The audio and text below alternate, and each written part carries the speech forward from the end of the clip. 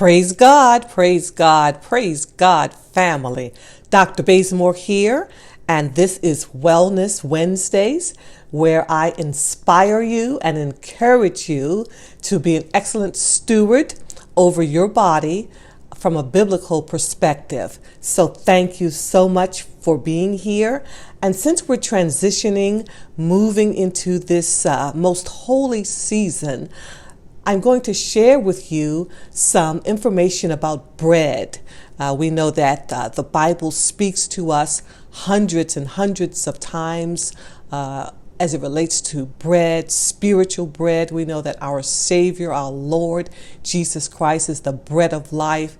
We also know that bread was eaten during biblical times, and we know that the bread, much of the bread that is available today as it relates to purchasing it, would not be considered the same type of bread that was used in biblical times. So I want to inspire you to perhaps begin, if you're still consuming bread, if you're still eating bread, but you're looking for a healthier alternative, just maybe to maintain your current health, or maybe you have some health challenges and maybe bread has been taken out of what you've been eating. I want to inspire you to consider making bread at home. And because of what we have available to us today, it can be so much easier than it was. And so I have found that, of course, as I am eating bread that is healthy, that can be purchased, there's still nothing like homemade bread that I make in my own kitchen. And there are just a few ingredients that are necessary to make your own bread at home. I'm going to have links to bread making machines and buying your own wheat so that you can mill it at home, grind the grain at home. So please be sure to read the description box. And when you read the description box, there's just more information that's there that should be very helpful for you. I'll also have a very short recipe for unleavened bread in the description box. So many of you may still be taking communion at home because maybe your churches are still not have still not resumed regular services. And so if you wanted to make your own unleavened bread at home, just a couple of ingredients are needed to do that. So again, just read the description box and you'll find it there.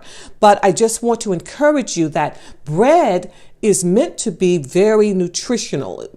And so when it's prepared the way that it should be prepared, it provides us with the nutrients that we need, and it gives us what we need so that we are able to live a healthier life.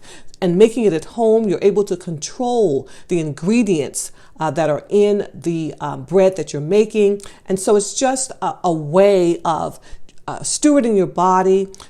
It doesn't take that much time, and you will notice the difference. So I'm always here reminding you that I'm living by that. As you know, you hear me say anciently progressive, anciently progressive, anciently progressive. And the Bible gives us principles that God has revealed as it relates to the stewardship of our spirits, souls, and bodies. Remember, we are spirit, soul, and body. That's in the book of Thessalonians as well as other places in the Bible. And God wants us to have optimal spiritual health,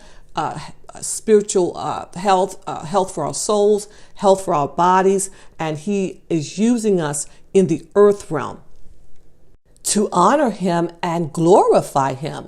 And many in the health arena, many of those who are in healthcare now, they are finding what we as Christians already know. There are many researchers and medical doctors who are discovering the accuracy and the effectiveness of much or all that God revealed in His Word through His servant Moses.